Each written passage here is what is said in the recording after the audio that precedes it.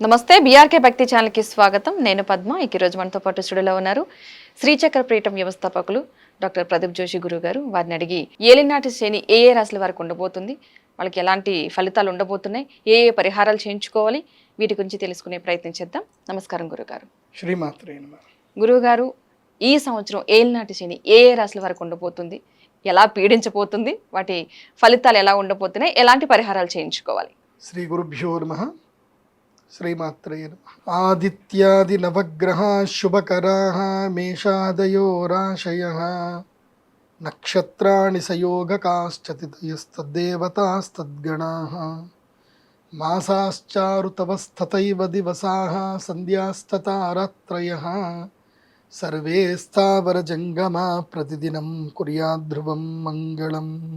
ఆదిత్యాది నవగ్రహాలు ప్రతి ఒక్కరి జీవితంలో చాలా కీలకమైనటువంటి ఫలితాలను ఇస్తాయి.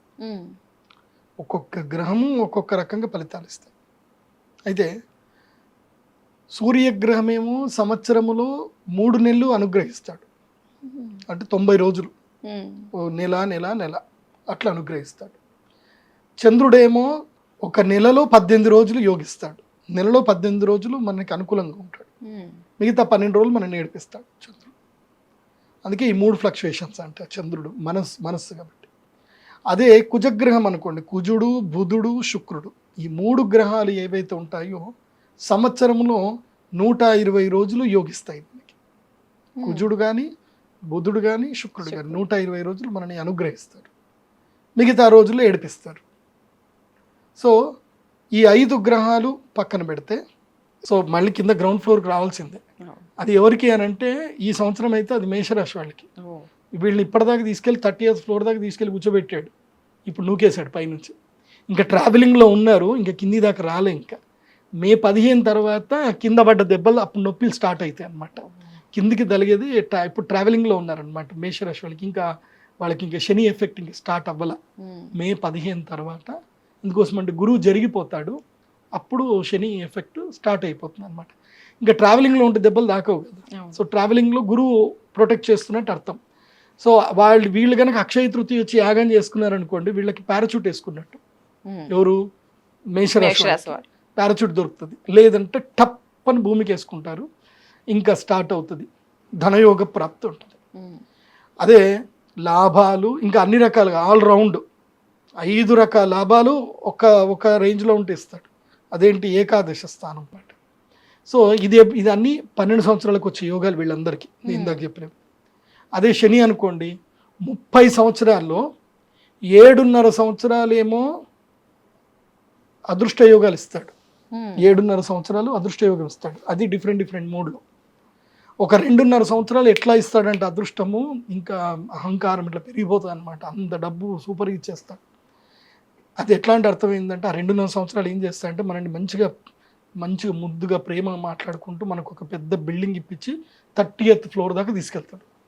అంటే 30 సంవత్సరాలు కదా, 30th ఫ్లోర్కి తీసుకెళ్తాడు అనమాట. 30 సంవత్సరాలకి తీసుకెళ్ళి మంచిగా ప్రేమగా భుజం మీద అన్ని తట్టి కరెక్ట్గా, అంటే ఏకాదశ స్థానములో శని అయిపోతే ద్వాదశ స్థానంకి వస్తాడు. ద్వాదశ స్థానం లోపల శని రావడం అర్థమైందనంటే ఆ 30వ ఫ్లోర్ నుంచి చలో అని నూకేయడం అనమాట. పని అయిపోయిందని పైకి వచ్చి నూకేస్తాడు.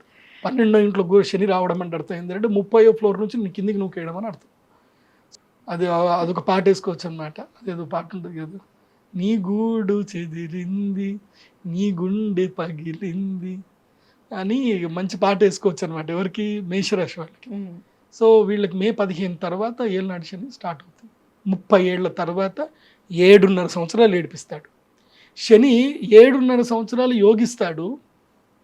ఎలా యోగిస్తాడు అంటే 2.5 సంవత్సరాలు 2.5 సంవత్సరాలు 2.5 సంవత్సరాలు ఇలా గ్యాప్ ఇచ్చుకుంటూ యోగిస్తాడు. అంటే 30 ఏళ్లలో ఎవ్రీ ఒక 10 ఇయర్స్కి ఒక్కసారి గ్యాప్ ఇచ్చుకుంటూ లెక్కిస్తాడు. కానీ ఏడిపించడం మాత్రం కంటిన్యూ 7.5 సంవత్సరాలు ఏడిపిస్తాడు. సో శని మొత్తము తన యొక్క పీరియడ్లో 30 ఏళ్ళ ఒక సైకిల్ మొత్తము, ఒక ఏదైతే జొడాక్ సైన్ మొత్తం తిరగాలంటే రాశిచక్రం మొత్తం తిరగడానికి శనిగ్రహానికి 30 ఏళ్ళు టైం పడుతుంది. కానీ ఆ 30 ఏళ్లలో ఆయన యోగించేది మాత్రం 7.5 సంవత్సరాలే. ఆయన విపరీతంగా పిండి పిప్పి వేసేది 7.5 సంవత్సరాలు. ఇంకా రిమైనింగ్ ఏదైతే టైం ఉంటుందో 15 ఇయర్స్ టైం ఏదైతే ఉంటుందో ఆ టైంలో కూడా ఏడిపిస్తాడు. సో ఏడిపించే గ్రహము శనిగ్రహమే. కాకపోతే నిన్ను కరెక్ట్ రైటియస్ వేలో కూర్చోబెడతాడు. నీకు మంచి టీచర్ నిన్ను చిన్నప్పుడు నీకు బాగా నేర్పించి బాగా కొట్టి చేసి నీకు నేర్పిస్తే ఇప్పుడు నువ్వు ఒక మంచి పొజిషన్ ఉన్నప్పుడు అప్పుడు ఆ గురువుని తిట్టుకొని ఉండొచ్చు. కానీ ఒక మంచి పొజిషన్ వచ్చిన తర్వాత ఈజ్ మై రైట్ గురువురా, ఆ రోజు ఆయన నన్ను భర్త పెట్టి కొట్టకపోయి ఉంటే ఇవాళ నేను ఈ పొజిషన్ ఉండకపోతుండే. అప్పుడు ఆయన ఫార్మల్స్ నాకు గట్టిగా నేర్పించింది కాబట్టి ఇవాళ నేను ఈ పొజిషన్ అని చెప్పుకునేది ఎవరు అంటే శనిగ్రహమే. ఈజ్ ద రైట్ గురువు అనమాట. కాకపోతే అందరూ ఆయన నచ్చ చెప్పి గోరు ముద్దలు పెట్టే రకం కాదు, వాతలు పెట్టి మరీ పని నేర్పిస్తాడు. సో అదే ఏలినాటి శని అంటే. ఏలినాటి శని 3 రకాలు ఉంటుంది. ఒకటి నెత్తి మీద శని ఉంటాడు. 12వ స్థానంకి వస్తే శని నెత్తి మీదకి వచ్చినట్లు లెక్క. శని నెత్తి మీదకి వచ్చాడు అంటే అర్థం ఏంటంటే అహంకారం పెరిగిపోతుంది, కోపం వస్తుంది, అత్యాశ పెరుగుతుంది, లిటిగేషన్ ల్యాండ్లు కొంటారు, సెటిల్మెంట్స్ వేసుకుందామని అనుకుంటారు, ఏదో చేస్తామంటారు, తీరాను అగ్రిమెంట్ చేసుకొని సేల్డీడ్ చేసుకున్నాక వాడు వస్తాడు. మధ్య ఒకటి జరిగింది, వాళ్ళు దుర్మార్గులు మొత్తం అంతా గ్యాంగే. అది ఏం చేస్తారు, ఒక మంచి ల్యాండ్ చూపిస్తారు, అమ్మేస్తారు, ల్యాండ్ సేల్డీడ్ అయిపోతుంది, డబ్బులు తీసుకుంటారు. వీళ్ళు మొత్తం ప్రీ ప్లాన్గా ఉంటారు, ఆల్రెడీ వాడికి అగ్రిమెంట్ చేసి ఇస్తారు ఎవడికో వాడి ఫ్రెండ్కే. వీడు మొత్తం కొనుక్కున్నాక వీడు డబ్బులు తీసుకున్నాక 15 రోజులకు వస్తాడు వాడు. వీడు ఇంకెందుకు కొనుక్కున్నా ఇట్లా అని అనుకునేసరికి వాడు ఏదైనా పని చేస్తాడా, ఇంక దాని మీద ఇంకే పెట్టుబడి పెడతాడా అని చూసేటప్పుడు అప్పుడు వాడు వస్తాడు, నేను అగ్రిమెంట్ చేసుకున్నా అని చెప్పి వాడు కేసు ఇస్తాడు వీడి మీద. వీడు ఆల్రెడీ నాకు అగ్రిమెంట్ చేసి నీకు ఎట్లా అమ్ముతాడు అంటాడు. కథం, బాయ్ బాయ్, ఇంకా అయిపోయి. ఇక వాడు ఏడ్చుకుంటూ కూర్చోవాలి. ఇంకా అయితే వీడికి సెటిల్మెంట్కి వీడు డబ్బులు ఇవ్వాలి, లేకపోతే కేసు నడుస్తూ ఉంటుంది. ఇక తేలదు, ఇంకా లైఫ్ అయిపోద్ది, జీవితం అయిపోతుంది. సో ఈ విషయంలో భారతదేశంలో చట్టాలు చాలా మారాలి. అట్లా మారకపోతే కష్టం. కానీ ఇట్లా ఉంటాయి. ఈ ఏడాదికించి ఇరుకులు పడతారబ్బా ఎవరు, ఏలినాటి శని బిగినింగ్ అయింది అని అంటే 2.5 సంవత్సరాలు ఉన్నాయన్నీ పోగొట్టేస్తాడు. పోగొట్టి ఇంకేం లేదు, ఇంకా ఏడవడానికి కన్నీళ్ళు తప్ప ఇంకేం ఉండవు అక్కడ. భార్య పిల్లల్ని దూరం చేస్తాడు, భార్య తనంతానే దూరం చేసుకునేటట్టు కూడా చేస్తాడు. భార్య మీద అనుమానం స్టార్ట్ అవుతుంది, అది భర్త మీదైనా భార్య మీదైనా. మా ఆయన ఎవరితోటో బాగా మాట్లాడుతున్నాడు రాత్రి, అవి స్టార్ట్ అయిపోతుంది. ఇంకా ఆడ మాట్లాడేది ఉండదు, ఆడ ఏముండదు ఆడ. కాకపోతే అనుమానం స్టార్ట్ అవుతుంది. ఎవరు ఆవిడ, ఎవరు? దాదాపు మగవాళ్ళ జీవితంలో 100కి 90% మగవాళ్ళ జీవితంలో ఇదో క్వశ్చన్ ఉంటుంది, ఎవరు ఆవిడ? ఆవిడ ఎవరో ఎవరికి పాపం వాళ్ళకు కూడా తెలియదు. ఆ 90లో 80 మందికి తెలియదు ఆవిడ ఎవరు, వాళ్ళకి తెలియదు. కానీ ఆవిడెవరు, ఎవరు ఆవిడ? ఆవిడెవరో పాపం వీళ్ళకి తెలియదు, ఆవిడకి తెలియదు. కానీ ఆవిడ అనే మాత్రం ఉంటుంది, ఫోన్లో మాట్లాడుతుంది ఆవిడ, మెసేజ్లు చేస్తుంది, ఆవిడ ఎవరో మాత్రం తెలియదు, పాపం వాళ్ళకు కూడా తెలియదు. సో ఈ ఆవిడ అనేది వచ్చి వాళ్ళ జీవితం మొత్తం ఆవిరైపోతుంది.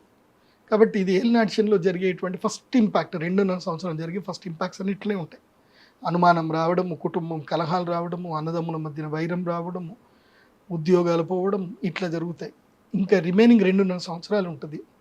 అప్పుడు ఉంటుంది, ఎవరికి ఫోన్ చేసినా సరే నీ ఫోన్ లిఫ్ట్ చేయాలంటే భయపడతారు. ఇంకా వాళ్ళు, వీడికి ఏదో వచ్చిందిరా, వీడు ఫోన్ చేస్తున్నాడు, వీడు డబ్బులు అడుగుతాడు, వాడికి ఫోన్ చేస్తే లిఫ్ట్ చేయకరా మామ అని చెప్పుకుంటారు. ఇంకా ఫోన్ లిఫ్ట్ చేయరు ఎవరు, చుట్టాలు పెళ్ళిళ్ళకి పిలవరు, దేనికి ఇది రాదుగా. అప్పుడు ఏమైపోతుందంటే నీ వాళ్ళు ఎవరు, నీకు కాని వాళ్ళు ఎవరో తెలిసిపోతుంది. ఇప్పుడు కష్ట సమయంలో మిత్రుణ్ణి భార్యని పరీక్షించాలట, డబ్బు లేనప్పుడు మిత్రుణ్ణి భార్యని పరీక్షించాలట. నీ దగ్గర డబ్బు లేదనుకో, భార్య కూడా నీతో ఉండదు, వెళ్ళిపోతుంది. వీడి జీవితాన్ని ఇంకా వీడు బాగుపడడు, వీడి ఇంతే, వీడితో ఉంటే నా జీవితం మొత్తం నాశనం అయినట్టే అని వెళ్ళిపోతారు. కామన్గా ఏంటంటే ఇంకా వీటితో నాకు సుఖం లేదనుకొని కొంతమంది ఉండరు, ప్రాక్టికల్గా ఆలోచించుకొని పోతారు. కానీ కొంతమంది జీవితంలో ఏం జరుగుతుందంటే అట్లాంటి మూమెంట్లో పోయిన తర్వాత, ఏలినాటి శని పోయిన తర్వాత వాడికి అదృష్టం వస్తుంది. వాడు పొజిషన్కి వెళ్ళిపోయి వాడు కోట్లు సంపాదిస్తాడు కదా, అప్పుడు ఏడ్చుకుంటూ కూర్చుంటుంది, వీడిని మిస్ చేసుకున్నా కదా అని. అట్లాంటివి ఈ సంవత్సరంలో ఇది మిడిల్ గ్యాప్లో 2.5 సంవత్సరాలు జరుగుతాయి. ఆ టైంలో కంట్రోల్ చేసుకోవాలి, మిత్రుల్ని శత్రువులు ఎవరు అనేది మనకు తెలిసిపోతుంది. ఇక్కడ ఏంటంటే శని మనకి మొత్తం నేర్పించేస్తాడు, ప్రపంచాన్ని 2 చేసేస్తాడు. చూడండి, గెలిచినప్పుడు నువ్వెవరో ప్రపంచానికి పరిచయం అవుతావు, కానీ నువ్వు ఓడిపోతే నీకు ప్రపంచం పరిచయం అవుతుంది. అవును. సో ఓటమి ద్వారా నీకు ప్రపంచం ఏంటో నేర్పించేస్తాడు శని. అప్పుడు తెలుసుకొని మిగతా 2.5 సంవత్సరం లోపల డెవలప్ అవుతాడు, సెల్ఫ్ సస్టైన్ డెవలప్ అవుతాడు, మనిషి స్ట్రాంగ్ అవుతాడు. ఇంకా అప్పుడు నేర్చుకుంటాడు, నో చెప్పడం నేర్చుకుంటాడు జీవితంలో. నో అని చెప్పడం నేర్చుకుంటాడు, దేనికి అవసరమో దానికి ఎస్ అని చెప్పడం నేర్చుకుంటాడు. సో ఏది వదిలిపెట్టాలి, ఏది పట్టుకోవాలి, ఏది వదిలిపెట్టాలి, ఇదంతా ఏలినాటి శని అన్నాక తెలుస్తుంది. ఓకే, మంచి వివరాలు అందించారు గురుగారు, ధన్యవాదాలు. శ్రీమాత్రేన.